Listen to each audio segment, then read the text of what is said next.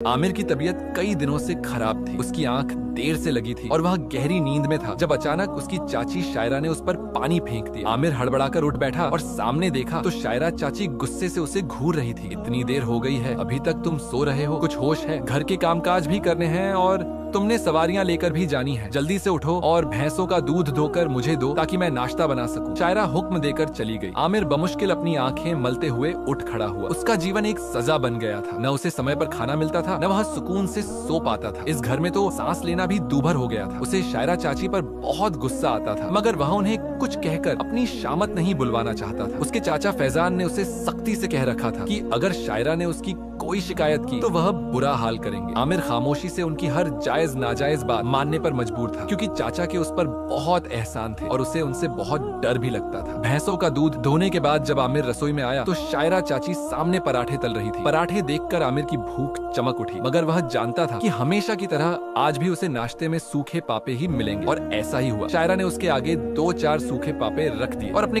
काम में मशगूल हो गई। आमिर ने झिझकते हुए पूछा, चाची आज मुझे भी पराठा दे दीजिए, मुझे बहुत भूख लगी है। आधे दिन तक भूखा रहना मेरे लिए बहुत मुश्किल है। शायरा गुस्से से बोली, यह तुम्हारे बाप का घर नहीं है और न ही यहाँ पैसे हराम के आते हैं। जानते भी हो कि महंगाई आसमान छू रही है। घर में पेट भरकर खाने को मिल जाता है, यही बहुत है, और यह मैं अपने बच्चों के लिए बना रही हूँ। अब मेरी बूढ़ी हड्डियों में इतना दम नहीं है कि मैं अपने बच्चों के साथ साथ तुम्हारी खिदमत भी करूँ। जो मिल रहा है चुप करके खा लो। आमिर आंसू पीता हुआ वे सूखे पापे खाकर तांगा लेकर काम पर निकल आया। पूरे रास्ते में वह यही सोचता रहा कि क्या वह सारी जिंदगी ऐसे ही गुजार देगा? क्या शायरा चाची हमेशा उसे इस तरह बेइज्जत करती रहेंगी? ऐसे तो वह पागल हो जाएगा। आमिर स्टॉप पर आ गया और गाड़ियों से उतरने वाली सवारियों को तांगे पर सवार करवाकर गांव ले जाने लगा। उस दिन उसके काफी फेरे लग गए थे। शाम हो चली थी और अब वह वापस जाने का इरादा कर रहा था, लेकिन फिर उसने सोचा कि कुछ और पैसे कमा लेगा जिन्हें वह अपने पास रख सकेगा। गाँव में आमिर के अलावा और भी काफी सारे तांगे चलते थे, लेकिन अन्य तांगे वालों को ज्यादा काम मिलता था, क्योंकि वे जबान्स और आवाज लगाकर सवारियां बुलाते थे। आमिर खामोश स्वभाव का था। उसमें आत्मविश्वास की कमी थी, जिसके कारण वह किसी से बात करने में झिझकता था। बात करते करते उसकी जुबान लड़खड़ा जाती और वह बुरी तरह से शर्मिंदा हो जाता था। जब आमिर दोबारा स्टॉप पर आया तो शाम का अंधेरा फैल चुका था। वह वापस जाने ही वाला था जब उसे एक तरफ से 11 लड़कियां आती हुई दिखाई दी। सभी ने बुर्के पहने हुए थे और चेहरे भी नकाब में ढके थे। उन्हें देखकर आमिर ने नजरें झुका ली और उनकी तरफ पीठ करके खड़ा हो गया। अचानक उसे अपने पीछे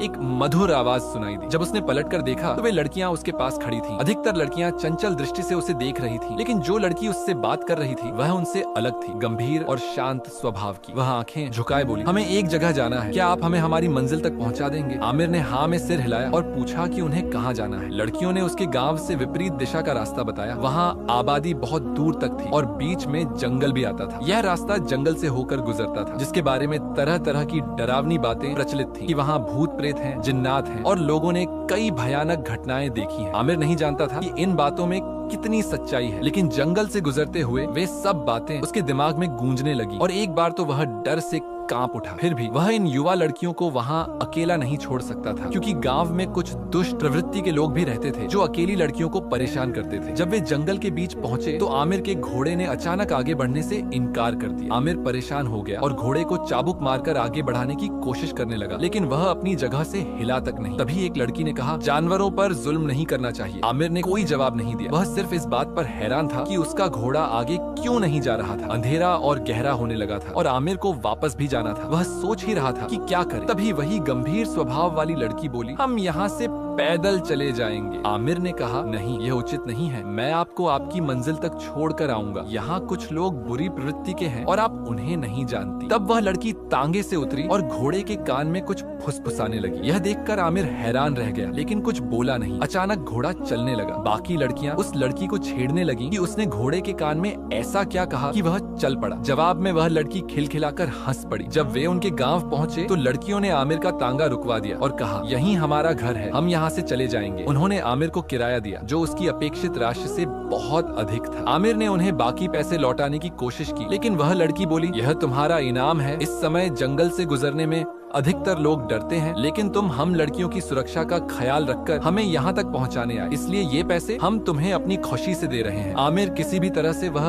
अतिरिक्त पैसा रखने के लिए तैयार नहीं था, लेकिन वह लड़की मानी नहीं। उसने कहा, यह कुछ चीजें हम तुम्हारे खाने के लिए छोड़े जा रहे हैं, और वहाँ से चली गई। जब आमिर ने पीछे मुड़कर देखा तो उसके तांगे पर कुछ फल और अन्य खाने की चीजें रखी हुई थी। वह हैरान था कि वे लड़कियां यह सब उसके लिए क्यों छोड़ गई थी। जब उसने फिर से मुड़कर देखा तो वे सब जा चुकी थी। आमिर ने तांगा वापस चला दिया। जंगल से गुजरते हुए उसे डर तो लग रहा था, लेकिन फिर उसने खुद को यह सोचकर तसल्ली दी कि वे सब मनगढ़ंत बातें हैं और जंगल में कुछ भी अलौकिक नहीं है, यह सिर्फ लोगों की अफवाहें हैं। जंगल से बाहर आकर उसने राहत की सांस ली। भूख से बेहाल उसने थैला खोलकर देखा तो उसमें स्वादिष्ट व्यंजन थे। आमिर ने आज तक इतना स्वादिष्ट भोजन नहीं चखा था। घर में जो भी स्वादिष्ट चीज बनती थी, शायरा चाची उसे सिर्फ अपने और अपने बच्चों के लिए रखती थी। आमिर को हमेशा दाल सब्जी ही खानी पड़ती थी और मेहनत करने के बावजूद फल फ्रूट खाए उसे महीनों बीत गए थे। वह सारा खाना आमिर ने वहीं खा लिया और बाद में सोचा कि उसे कुछ घर भी ले जाना चाहिए था, लेकिन फिर उसने सोचा, घर वालों को कौन सी मेरी परवाह है जो मैं उनकी परवाह करूं। घर वालों के व्यवहार ने उसे भी निष्ठुर बना दिया था। जब आमिर घर पहुंचा तो शायरा चाची बोली, आज तुम बहुत देर से आए हो। फिर आमिर ने कुछ पैसे एक तरफ रखे और बाकी किराए के पैसे शायरा को दे दिए। शायरा ने कहा, आज तो तुमने अच्छी कमाई कर ली है। फिर उसने आमिर को खाना खाने के लिए बुलाया। जब आमिर ने मना किया तो वह बोली, क्या बात है, तुम तो भूखे फकीरों की तरह खाने पर टूट पड़ते हो और आज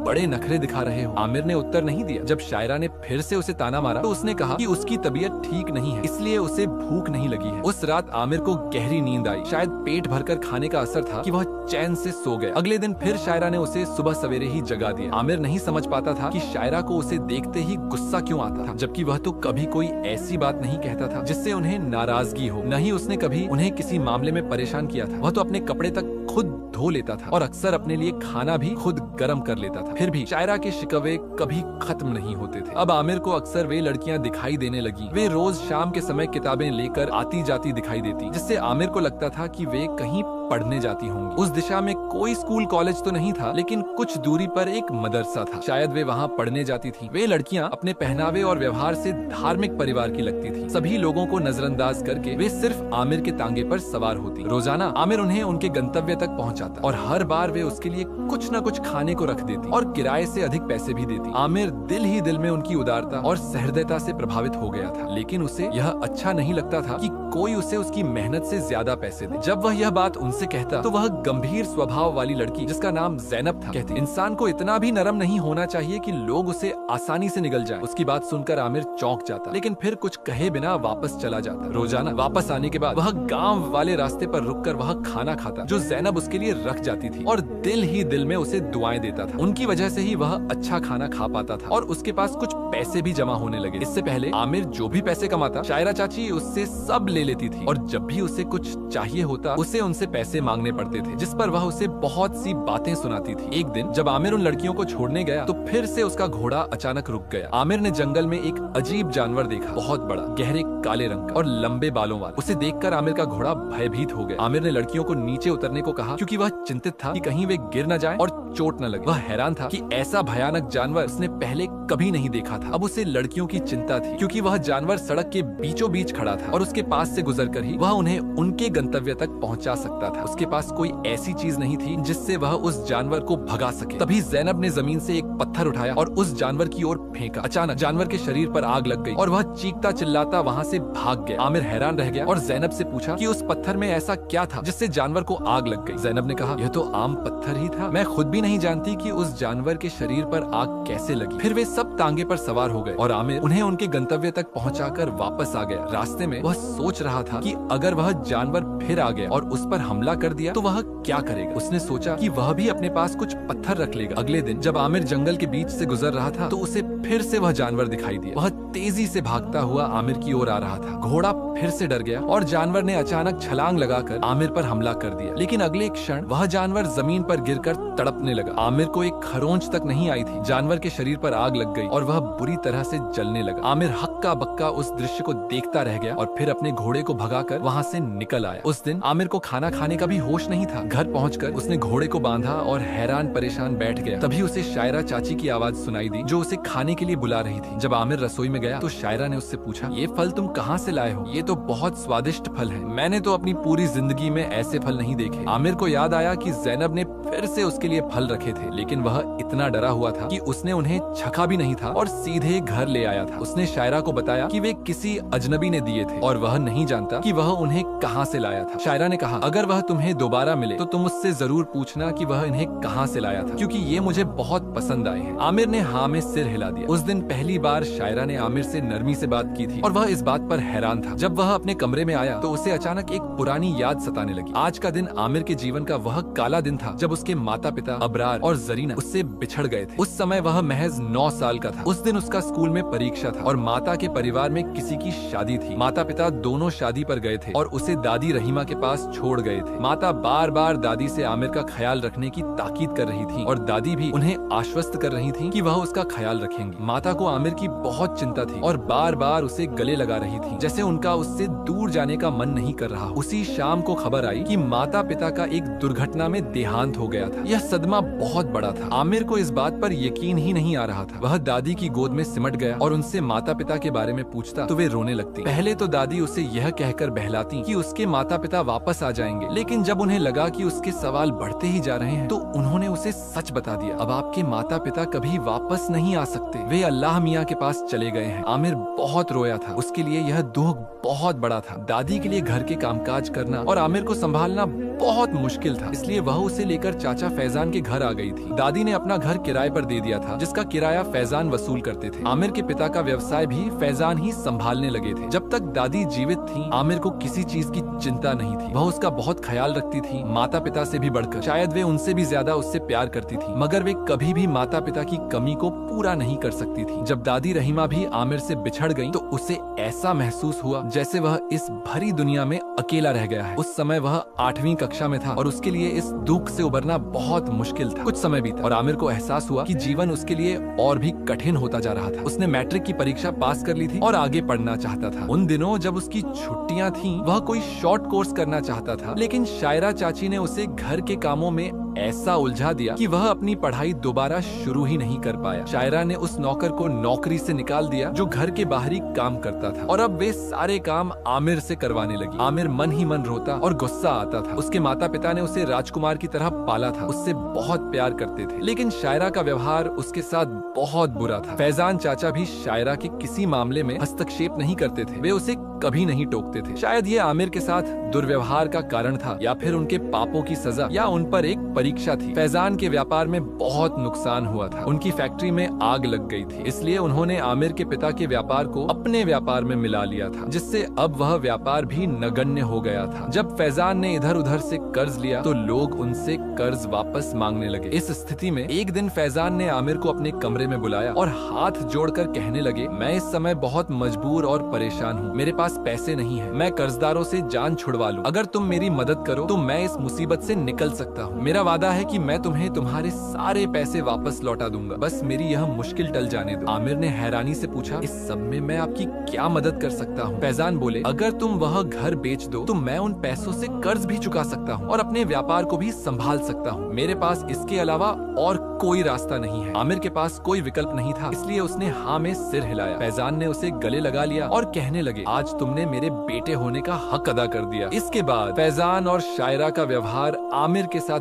बहुत बदल गया। वे उससे बहुत प्यार से बात करने लगे। आमिर खुश होकर उन कागजों पर हस्ताक्षर कर दिए जो घर बेचने के लिए जरूरी थे। वकील ने आमिर को समझाने की कोशिश की कि वह अभी छोटा है और ऐसा फैसला लेने से पहले अच्छी तरह सोच ले, लेकिन आमिर ने उसे यह कहकर चुप करा दिया कि वह यह फैसला सोच समझकर कर रहा है। घर बेच दिया गया और सारे पैसे फैजान के खाते में गए। फैजान ने उन पैसों से कर्जदारों का कर्ज तो चुका दिया, लेकिन उनका व्यापार फिर भी पहले जैसा नहीं चल पाया। अब तो मुश्किल से ही गुजारा होता था। इस बीच शायरा फिर से आमिर के खाने की रोटियां गिनने लगी। वह हमेशा महंगाई का रोना रोती और कहती कि इस महंगाई के जमाने में अपने बच्चों का खर्च उठाना ही मुश्किल है, किसी दूसरे के बच्चे की जिम्मेदारी कैसे उठाए। आमिर की संपत्ति और व्यापार भी फैजान ने हड़प लिया था, लेकिन वह यह सब कहकर उन्हें कुछ जताना नहीं चाहता था। वह जानता था कि उसका यह जताना उन्हें बुरा लगेगा, इसलिए वह चुपचाप उनके सारे अत्याचार सहता रहता था। जब शायरा ने आय कमाने के बारे में आमिर को बहुत ज्यादा लेक्चर देना देना शुरू किया तो फैजान ने उसे एक तांगा दिला दिया। आमिर को इससे शर्म आती थी। अगर उन्होंने उसे रिक्शा या कोई छोटी मोटी गाड़ी दिला दी होती तो भी बात समझ में आ जाती, लेकिन तांगा चलाते हुए उसे बहुत शर्मिंदगी महसूस होती थी। गांव की सड़कें टूटी फूटी थी, जहां गाड़ियां और रिक्शे कम ही दिखाई देते थे। ज्यादातर लोग स्टेशन जाने के लिए तांगे का ही इस्तेमाल करते थे, इसलिए आमिर भी उनकी बात मानने पर मजबूर हो गया था। उसकी पढ़ाई का सिलसिला भी टूट गया था। वह अब कॉलेज नहीं जा पाता था, दोस्तों से मिलने का भी समय नहीं मिलता था। जब मैट्रिक का परिणाम आया तो आमिर ने उसे अच्छे अंकों से पास किया था। शायरा के विरोध के बावजूद आमिर एक दोस्त से पुरानी किताबें लेकर आया था और घर बैठकर इंटरमीडिएट की तैयारी करने लगा था। पूरे दिन वह कड़ी मेहनत करता और रात को पढ़ता। अगर कभी सुबह देर से उठता तो शायरा गुस्सा करती। इंटरमीडिएट तक आमिर ने अपनी पढ़ाई जारी रखी। परीक्षा देने के लिए वह शहर जाता, लेकिन इसके लिए भी उसे शायरा से बहुत बातें सुननी पड़ती। वह किराया देते समय उसे कई बातें सुनाती और यह भी कहती कि वह परीक्षा देने चला जाएगा तो उस दिन की कमाई का नुकसान कौन भुगतेगा। आमिर खून के आंसू पीकर रह जाता। वह सोचता कि अगर उसके माता पिता जीवित होते तो उसका जीवन कितना अलग होता। उनकी छत्र छाया में वह खुशियों भरी जिंदगी जी रहा होता। फिर यह सोचकर वह खुद को तसल्ली देता कि शायद यह उसकी आजमाइश है और आजमाइश में खरा उतरने से अल्लाह उसे ऐसे इनामों से नवाजे कि वह जिंदगी भर शुक्रिया अदा करते न थके। इंटरमीडिएट भी आमिर ने बहुत अच्छे अंकों से पास किया, लेकिन इतने अच्छे अंकों के बावजूद उसे आगे पढ़ाई के लिए अनुमति नहीं मिली। जबकि फैजान और शायरा के बच्चे पढ़ाई में अच्छे नहीं थे, फिर भी वे उन्हें न सिर्फ स्कूल में पढ़ा रहे थे बल्कि उन्होंने उनके लिए ट्यूशन भी लगवा रखी थी। आमिर का घर बैठे बैठे पढ़ना भी शायरा को बुरा लगता था। जब आमिर स्टॉप पर पहुंचा तो कई दिनों से वे लड़कियां वहां नहीं दिख रही थी। उन्हें मदरसे से छुट्टियां मिल गई थी या वे किसी और काम में व्यस्त थी। आमिर नहीं जानता था। वह अनजाने में ही उनका, विशेष रूप से जैनब का इंतजार करने लगा था। जब जैनब अपनी गंभीर आंखों से उसके चेहरे की ओर देखती थी तो आमिर के दिल की धड़कन अनियमित हो जाती थी। कभी कभी उसका मन करता कि समय वहीं थम जाए और वह उसकी आंखों में देखता रहे, लेकिन उसमें इतना साहस नहीं था कि वह किसी लड़की की तरफ आंख उठाकर देख सके। काफी दिनों के बाद वे लड़कियां फिर दिखाई दी। उन्होंने आमिर से पूछा कि क्या वह जानवर फिर से उसके रास्ते में आया था। आमिर ने उन्हें अपने साथ हुई वह अजीब घटना सुनाई। इसे सुनकर जैनब चुप हो गई और बोली, इसका मतलब है कि उस जानवर का अंत हो गया है और वह फिर कभी हमारे रास्ते में नहीं आएगा। तुम बेफिक्र होकर हमारे साथ जा सकते हो। और ऐसा ही हुआ। वह जानवर फिर कभी नहीं दिखा। आमिर कई बार वहाँ से गुजरा, लेकिन उसने फिर कभी ऐसा डरावना दृश्य नहीं देखा। न ही किसी ने अपनी मौजूदगी का एहसास दिलाने की कोशिश की। कुछ दिनों बाद जैनब आमिर को अकेली मिली। उसे देखकर आमिर बेसुध होकर उसे देखने लगा। वह नजरें झुकाए उसकी ओर चली आ रही थी। आमिर के पास आकर उसने नजर उठाकर उसकी ओर देखा। उसकी गंभीर आंखों में एक पूरी दुनिया छिपी थी और आमिर उस दुनिया में खो गया। जब जैनब बोली तो मानो वह होश की दुनिया में वापस आया। वापस का रास्ता खामोशी में कटा। जैनब बहुत कम बोलती थी और बाकी लड़कियों की हंसी ठिठोली के दौरान भी चुप रहती थी। जब आमिर उसे घर पहुंचाने के बाद वापस जाने लगा तो जैनब ने उसे रुकने के लिए आवाज दी और कहा, आज हमारे घर में कुरान पाक का खत्म शरीफ है और मैं चाहती हूँ कि आप भी उसमें शामिल हों। जैनब ने इतने अदब से दावत दी थी कि आमिर उसे मना नहीं कर सका। वह तांगा एक तरफ रोककर उसके साथ चलने लगा। उसे चिंता थी कि कहीं कोई तांगा चुरा न ले, लेकिन जैनब ने उसे आश्वस्त किया, बेफिक्र रहिए, यहाँ कोई चोरी नहीं करता। आपको वापसी पर आपकी चीज सुरक्षित मिलेगी। उसके लहजे में इतना विश्वास था कि आमिर को उस पर भरोसा हो गया। वह एक बहुत खूबसूरत सफेद रंग की बड़ी हवेली थी। जैनब आमिर को लेकर अंदर गई और एक बड़े हॉल में ले आई। वहाँ कई लोग मौजूद थे। सभी सफेद लिबास में थे। जमीन पर दस्तरखान बिछा हुआ था और तरह तरह के व्यंजन रखे थे। वहाँ मौजूद सभी लोगों के चेहरे नूरानी थे और उन्हें देखकर आमिर को एक अजीब सा आदर का एहसास होता था। जब खत्म शरीफ शुरू हुआ तो आमिर हैरान रह गया कि सभी लोग उसे बहुत सम्मान दे रहे थे। वे हर चीज उठाकर उसके सामने रख देते थे। उनका व्यवहार देखकर आमिर शर्मिंदा हो गया। वह फटे पुराने कपड़ों में था और उसकी हालत भी अच्छी नहीं थी। फिर भी वे उसे इतना सम्मान दे रहे थे जैसे वहाँ का सबसे महत्वपूर्ण व्यक्ति वही हो। आमिर, जो हमेशा से आत्महीनता का शिकार रहा था, इस सब को देखकर घबरा गया और थोड़ी देर बाद उसने वहाँ से जाने की अनुमति मांगी। बाहर निकलने पर उसने एक बार फिर उस बड़ी हवेली को देखा और सोचा, काश मेरे पास भी ऐसा ही एक घर हो। अगर उसके पिता जीवित होते तो उनके जीते जी ऐसा घर खरीदना असंभव नहीं था। वे उसकी हर इच्छा पूरी करते थे। आमिर का अपना घर भी बहुत सुंदर और बड़ा था, लेकिन उस समय अगर वह फैजान की बातों में नहीं आता तो आज वह घर उसके पास होता और वह उसमें आराम से रहता। अब तो उसके पास कोई ठिकाना भी नहीं था और वह शायरा की बातें सुनने पर मजबूर था। आमिर को फैजान पर गुस्सा आता था कि वे इतने कमजोर इंसान थे। कैसे उन्होंने उससे मोह मोड़ लिया था, जैसे उनका उससे कोई खून का रिश्ता ही ना हो। एक दिन जब आमिर घर आया तो शायरा को किसी बात पर गुस्सा था। उसे देखते ही वह चिल्लाने लगी और उसे बुरा भला कहने लगी। तभी एक अजीब बात हुई, उसकी आवाज अचानक बंद हो गई। वह बोलने की कोशिश कर रही थी मगर बोल नहीं पा रही। इसे देखकर आमिर हैरान रह गया, जबकि उसके बच्चे अपनी माँ का मजाक उड़ाने लगे। अम्मी, आप क्या कर रही हैं? आप भाई की नकल उतार रही हैं। शायरा स्वयं भी हैरान थी कि क्या हो गया है। शर्मिंदा होकर वह अपने कमरे में चली गई। अगले दिन जब आमिर उठा तो घर में पूरी शांति थी। शायरा अपने कमरे में थी और रसोई में फैजान की छोटी बेटी सोबिया नाश्ता बना रही थी। सोबिया अपने परिवार के अन्य सदस्यों से बहुत अलग थी। वह अक्सर आमिर की मदद करती और उसके लिए कुछ न कुछ करती रहती थी और बदले में अपनी माँ से डांट भी सुनती थी। सोबिया ने आमिर को मुस्कुराकर देखा और उसके लिए गर्मा गर्म पराठे परोस दिए। जब आमिर ने उससे सूखे पापे मांगे तो वह हैरान रह गई। आमिर ने उसे बताया कि शायरा उसे नाश्ते में हमेशा यही सूखे पापे और चाय देती है। सोबिया की आंखें आंसुओं से भर गई। वह बोली, मुझे अम्मी अब्बू के व्यवहार पर अफसोस होता है। भला कोई अपने खून के रिश्ते के साथ ऐसा भी करता है? कोई इंसान ऐसे भी नजर बदल सकता है जैसे अम्मी अब्बू ने आपसे बदली है? उस दिन आमिर ने पहली बार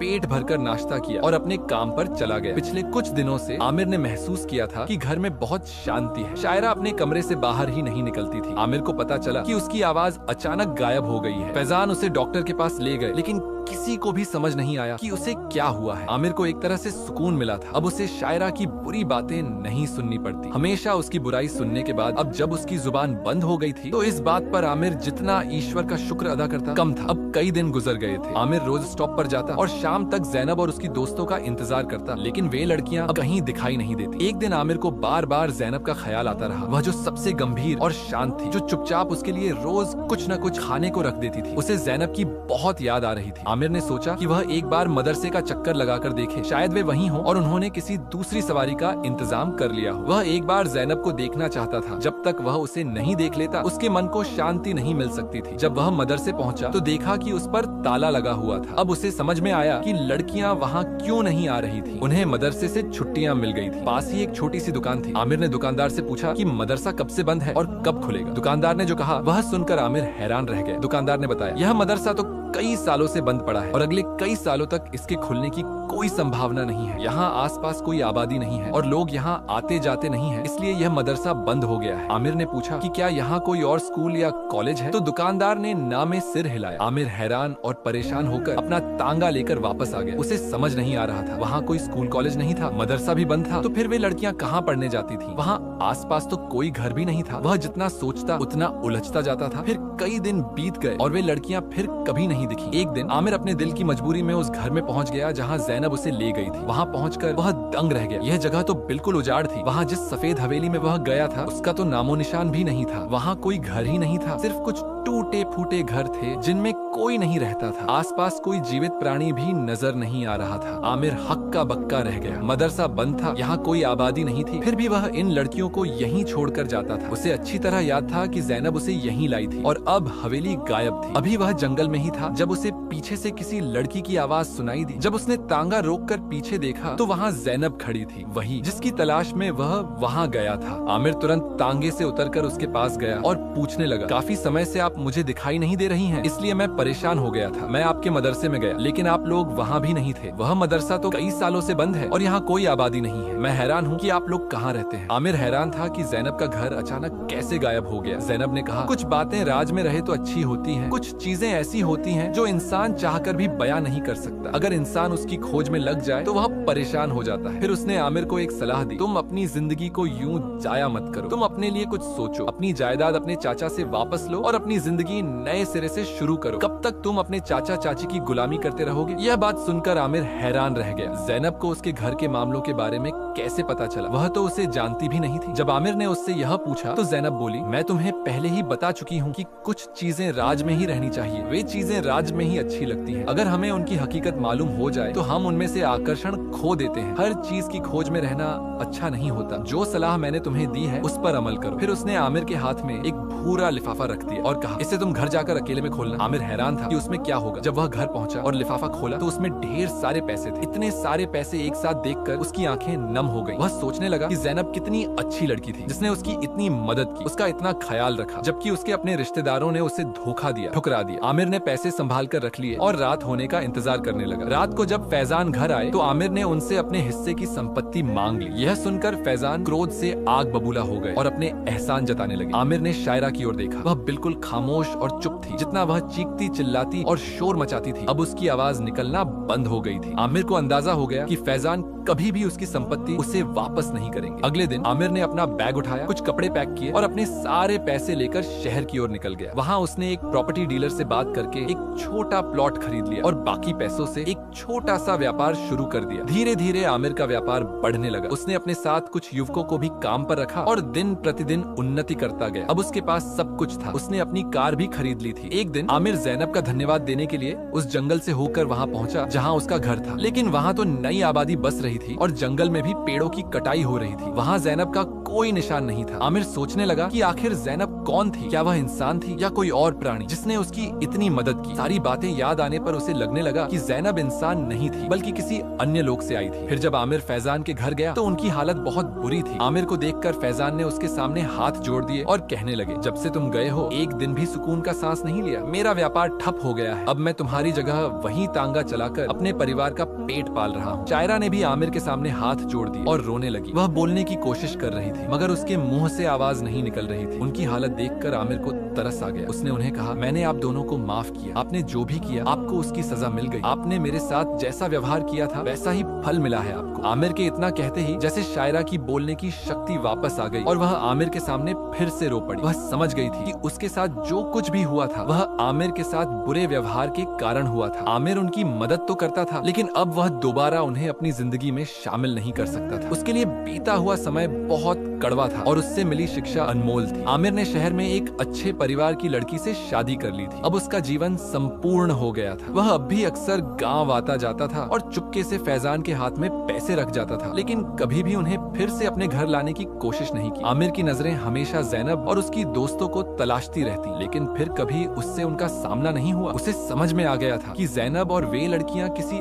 अन्य लोक से आई थीं और उसकी मदद करने के बाद वापस चली गई थीं। हर बार जब आमिर उस जंगल से गुजरता वह ज़ैनब के बारे में सोचता और दिल ही दिल में उसका शुक्रिया अदा करता। उसके जीवन में आए इस अनोखे फरिश्ते ने न केवल उसकी आर्थिक मदद की थी बल्कि उसे एक नई जिंदगी जीने का साहस भी दिया था। आज जब आमिर अपने बड़े घर में बैठा अपनी सफलता का आनंद लेता है तो उसे अक्सर ज़ैनब की वह बात याद आती है, इंसान को इतना भी नरम नहीं होना चाहिए कि लोग उसे आसानी से निगल जाए। इस सीख ने उसका जीवन बदल दिया था। अपनी पत्नी और बच्चों के साथ खुशहाल जिंदगी जीते हुए आमिर अक्सर सोचता है कि शायद हर किसी के जीवन में कोई न कोई ज़ैनब आती है, कोई ऐसा व्यक्ति या घटना जो उन्हें सही राह दिखाती है। बस जरूरत है उनकी बात सुनने और उस पर अमल करने की। और हाँ, वह जानता है कि उसकी ज़ैनब कोई साधारण लड़की नहीं थी। वह किसी अन्य दुनिया से आई थी जहाँ अच्छाई का साम्राज्य था और लोग दूसरों की मदद करने में विश्वास रखते थे। सोबिया, जो अब एक युवती हो गई है, अक्सर अपने भाई आमिर से उन दिनों की बातें करती है। वह उसे बताती है कि कैसे उसके माता पिता ने बदला लिया है और उनका व्यवहार कितना बदल गया। और आमिर वह बस मुस्कुराता है और कहता है, हर अंधेरी रात के बाद एक सवेरा आता है। बस जरूरत है धैर्य रखने और अच्छे लोगों की सलाह मानने की। उसकी जिंदगी का यह अनुभव सिखाता है कि अच्छे लोग कभी भी कहीं भी मिल सकते हैं, यहाँ तक कि एक अनजान जंगल में भी जहाँ आप उन्हें सबसे कम उम्मीद करते हो। जीवन हमें कई मोड़ देता है, कई परीक्षाएं लेता है, लेकिन अगर हम अपना विश्वास नहीं खोते और अपने अंदर के अच्छे इंसान को जिंदा रखते हैं तो एक न एक दिन हमें सफलता जरूर मिलती है। आमिर की कहानी हमें सिखाती है कि कभी कभी हमारी मदद अनोखे रूप में आती है, हमें बस उसे पहचानने की जरूरत होती है।